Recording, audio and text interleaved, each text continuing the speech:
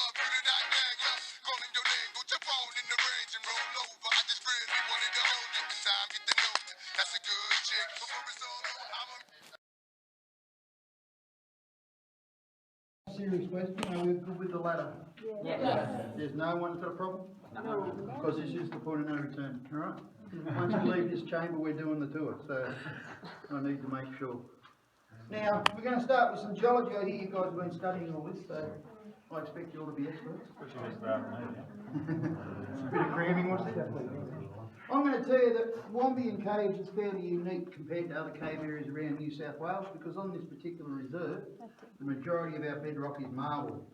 All the rock you saw coming up the hill, all the rock at the top of the hill, bare rock on the ceiling, it's all marble. It wasn't always marble though. It started its life as limestone, and limestone's made from seashells and coral. They've actually been crushed together by the weight of mud at the bottom of the ocean, and in Wombeyan's case, the original limestone was formed around 400 million years ago. That's known as the Silurian period. About 350 million years ago, the limestone on this particular reserve was lifted out of the ocean to form mountains. But it was suddenly buried by hot volcanic ash from the volcano areas to our north around Urandru. And this ash literally pressure cooked the limestone, and that transformed it to marble. As I'm sure we can appreciate, marble and limestone really is the same rock. All marble is crystalline limestone. Now, rainwater came into the story. The rainwater washed all the ash away, but it also dissolves limestone or marble. So it made all the small cracks and joints in the mountain into larger ones. It formed underground river systems and produced the caves. So I suppose to put it really simply, whenever we do a cave tour, all we're doing is having a look at a very old river tunnel. Now, when the river was flowing through here, it's about 60 metres below us these days, but when it was flowing through here, we didn't have too much of the crystal decoration you can see. Most of the decoration tends to come along after the river's left, by rainwater once again coming from the surface to the cave, dissolving some of the bedrock and carrying that rock into our cave. If the water droplets decide to hang to the roof for a long time and leave the dissolved rock on the roof in the form of calcite crystal, well then we get a formation growing, which I'm sure you've all heard of, perhaps you've seen, we call them stalactites. You see lots of little stalactites above our heads. If the water falls to the floor and leaves the rock on the floor, we get the other ones, stalagmites. No matter where you look, you'll see one, but just for ease of pointing them out, there's a couple just here. And when stalactites and mites join, they're then called columns, and I think that's a great example just there. However, if you look around, you see it's not the only column. We do have quite a number to view at this point. In this one chamber only, when I point to those and call them columns, I'm not being really honest. In reality, what we're looking at here are the taproots of trees. We're very close to outside. It's not uncommon to find tree roots in caves and they can calcify. That's exactly what happened.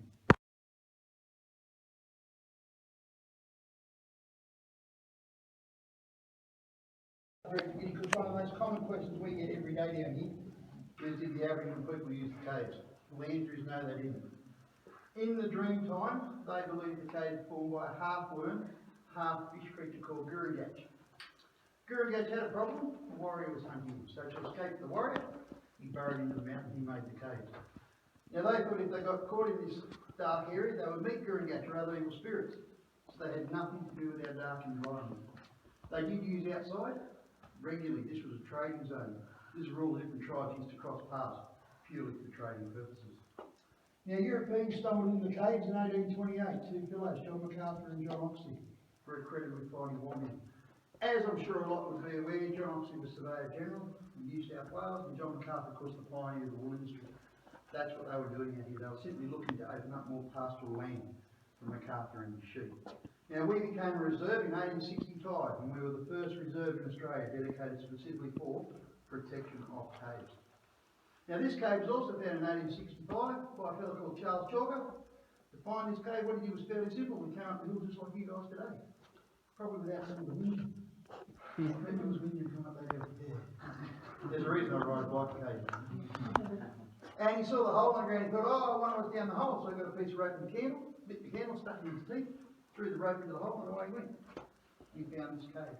What I thought I'd try and do for you is show you the way it looked for the first time. Now, I do need a favour. I need all of you to stand still. Yeah, she got the idea. You're all pretty good kids. I've also, and we used to run candlelight tours here till a few years ago. and we had to stop and we found a bit of a problem occurring. We found all of us, no matter what age, were born in the wrong era. We go to a lot of trouble to explain how to use candles. Now, you didn't just carry a bare candle. You actually carried a can holder. And a can holder was a lot like my torch, except the shaft was probably that long, and the head was about that round with a lip. And it used to break in the middle. There was a spring in the bottom, the candle went to the top, spring fed the candle up into the head of the holder, and you would carry it like the Olympic torch. Now, where we found the interesting stuff happening is we go to a lot of trouble, believe it or not, to explain how to use this thing. We would get into a cave. Personally, I think it looks like a lot like a beehive. Now, behind the golden fleece, this area doesn't have a name. If you have small children on the tour, some people do refer to it as a retreat. It is quite lovely. Discussion we had at the start. To understand how this was made, you need to look at the roof. And if you look at the roof, you'll see the old river passage in here. Now, when the water got into here, it found the rock very hard. As you all probably know, water is extremely lazy. It will only ever do the easiest of things. Instead of continuing on as a stream, it found it easier to form a great pool. Now, the pool was so large, the single roof spag couldn't hold itself up, and it collapsed. This chamber is made by collapse. Now, believe it or not, it's not all the rocks on the floor that give this away, it's the walls. If you have a look, you'll see these walls are very flat. That's where the rock has broken at a joint line. If the walls were all scalloped, looking back towards the Golden Fleece is a really good example. If the walls were all scalloped like this, that's where your pool of water was lapping, dissolving the rock.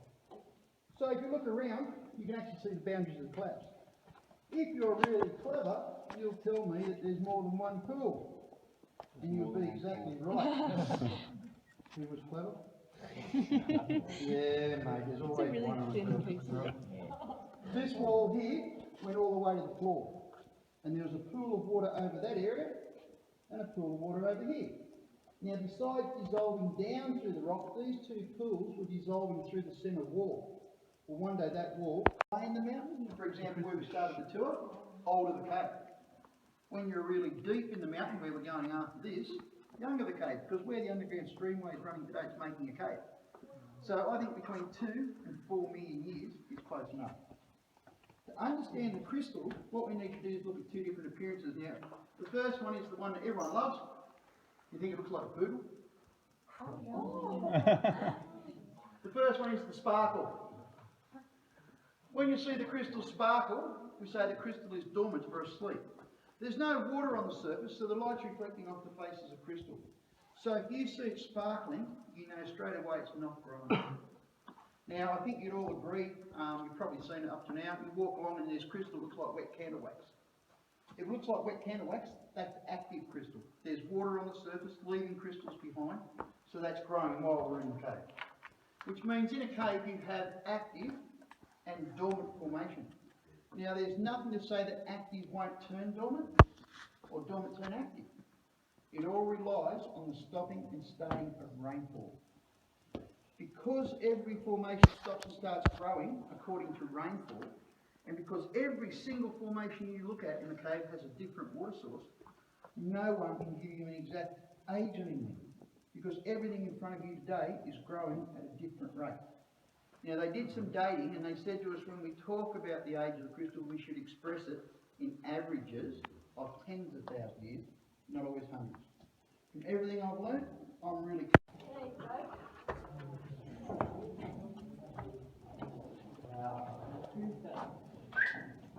Alright, now go downstairs.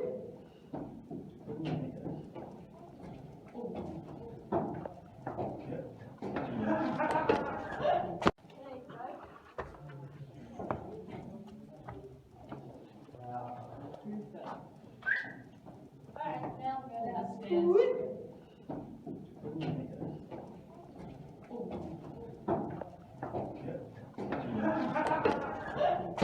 Failed. Oh,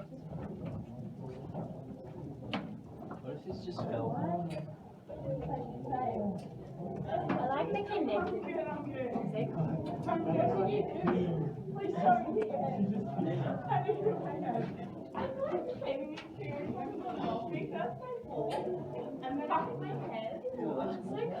Step.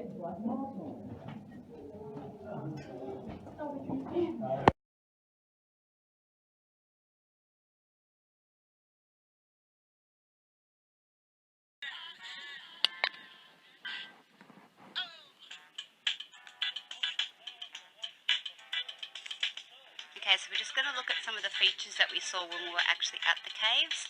So in this section of these Wombeyan caves, you see that the rainwater actually picks up carbon dioxide in the air, and that can turn that into a weak acid. Usually that creek bed's full if it's been raining a lot, but we didn't see much of that. Then it dissolves out of the limestone along joints and fractures within the cave, and that basically is what forms the cave. So those fractures become bigger or enlarged. At the Wombeyan caves, there are about 5 caves that you can actually visit. The ones we went to, Wombeyan and the Fig Tree, and discovered in 1828. The word Wombeyan is an Aboriginal word, and it means grassy valley between mountains.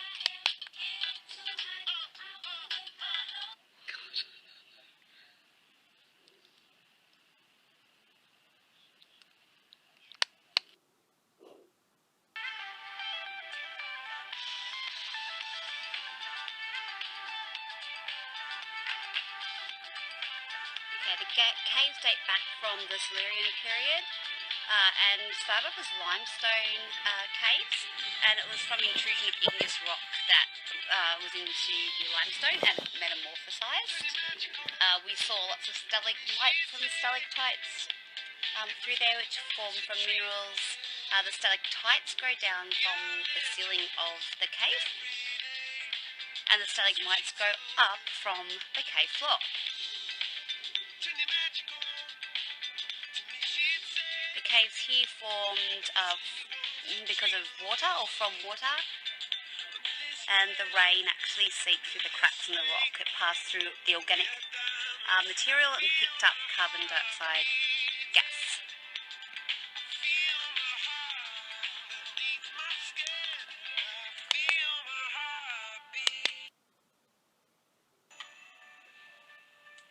So as carbon dioxide is released, calcite is redeposited on the cave walls, ceilings and floors.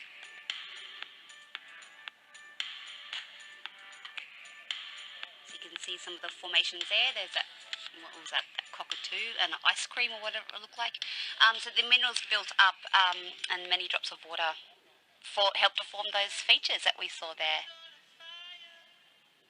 Okay, so it forms the stalagmites as well, so you need to know those for your test, and they can all form at different rates, so they don't all happen at the same time. So you can see there that limestone's formed in warm, shallow seas where plants and animals grow, and when they die, they release these minerals called calcium carbonate. Oops, I got a spelling mistake. That should say the shells, not shells. So the shells and the skeletons actually help to form the formations that you see in there. So trees and plants grow on the hills and they can crack the rock, and then we have water that seeps through there. The rainwater flows through the cracks in the stone and the limestone starts to develop.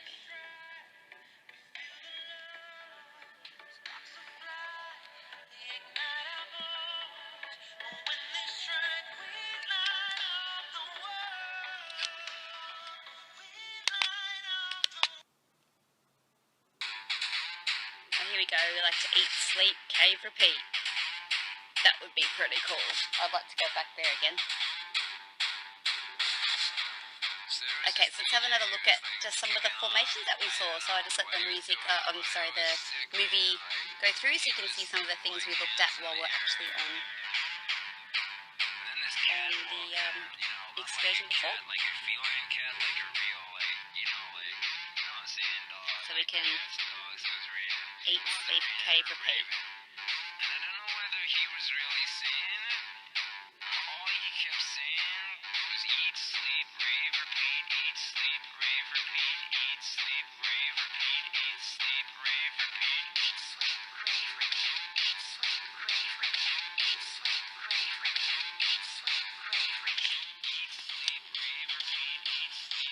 So just make sure you go over all the information that we did on the PowerPoints and also from the excursion on caves. You'll need to know the type of rock that is found at the Wombeyan caves, and also definitions of stalagmites and stalactites.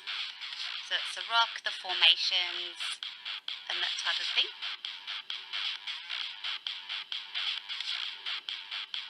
So you can see some of those formations there. I don't know what that is. Anyways, so... No. Oh! Oh, look, it's coming out my hole. Yeah, mix it, Kyle. Oh, it's coming. Oh, it's coming up! There we go. Yes, look at this! Look at that, that is what we want to see. Ah, that's a proper volcano. There you go. Mate, that's what used to be connected.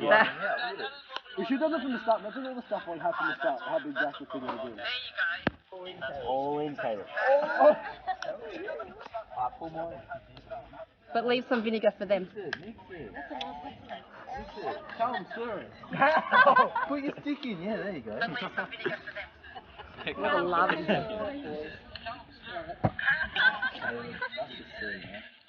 Oh, that's good.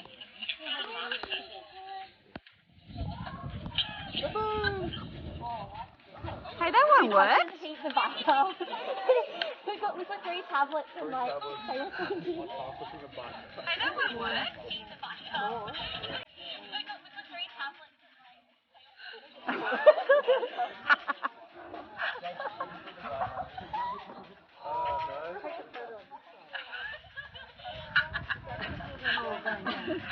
Take a photo of that.